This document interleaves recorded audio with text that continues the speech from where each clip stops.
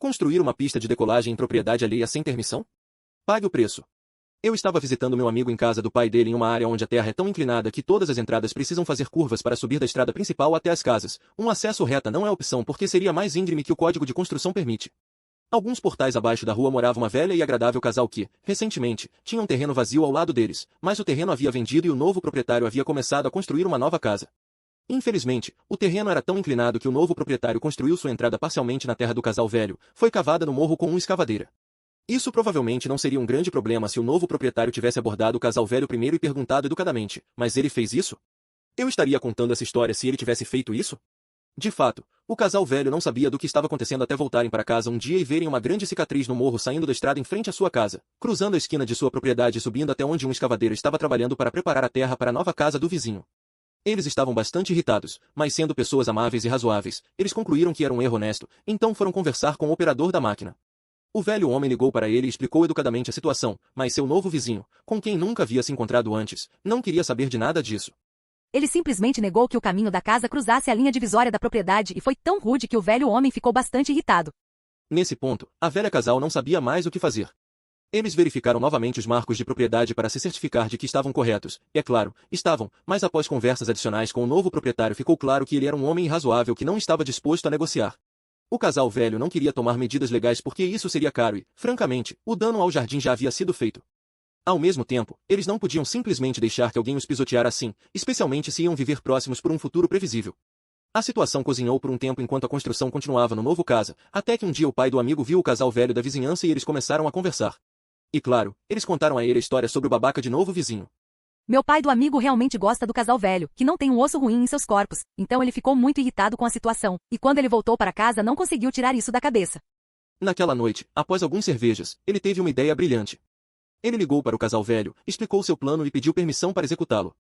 Eles riram e deram a ele autorização, então ele entrou na velha picape vermelha que mantinha como veículo secundário e dirigiu até a casa do casal velho, onde estacionou-a em frente à entrada da garagem, garantindo que ela estivesse completamente dentro de suas propriedades.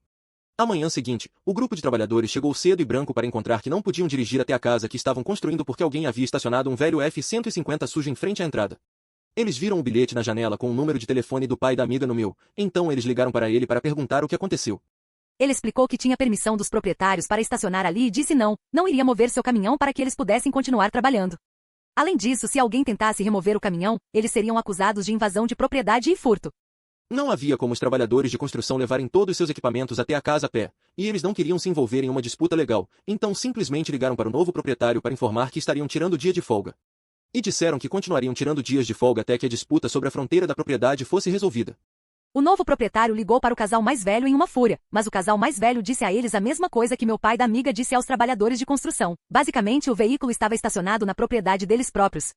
Então, se ele tivesse um problema com isso, podia ir se fuder.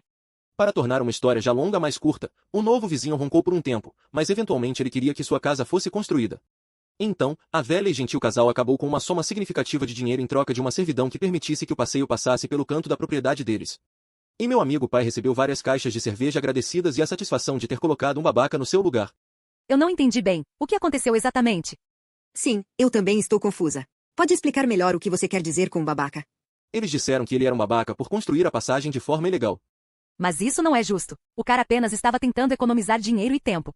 Sim, eu concordo com você. Acho que eles estão sendo muito injustos com ele. Alguns de vocês podem estar pensando que isso é uma história inventada, mas acredite ou não, isso acontece bastante frequentemente em pequenas cidades como essa. Eu sei. Eu mesmo já vi coisas assim acontecerem em nossa cidade. Sim, é verdade. É uma pena que as pessoas não sejam mais consideradas e respeitosas uns com os outros. Eu estou no meu celular, então não posso desenhar uma imagem, mas imagine duas propriedades ao lado uma da outra do lado de cima de uma estrada com a fronteira das propriedades perpendicular à estrada. A velha casal mora na esquerda quando você está olhando para cima. A nova entrada é para a propriedade da direita e segue aproximadamente, S até chegar ao topo da colina. A parte inferior de 50 pés ou assim da entrada cruza a terra do casal velho para alcançar a estrada. Não sei se alguma árvore foi danificada na construção dessa história, a entrada já estava feita quando eu vi, mas o casal não fez um problema disso, então suspeito que não tenha sido.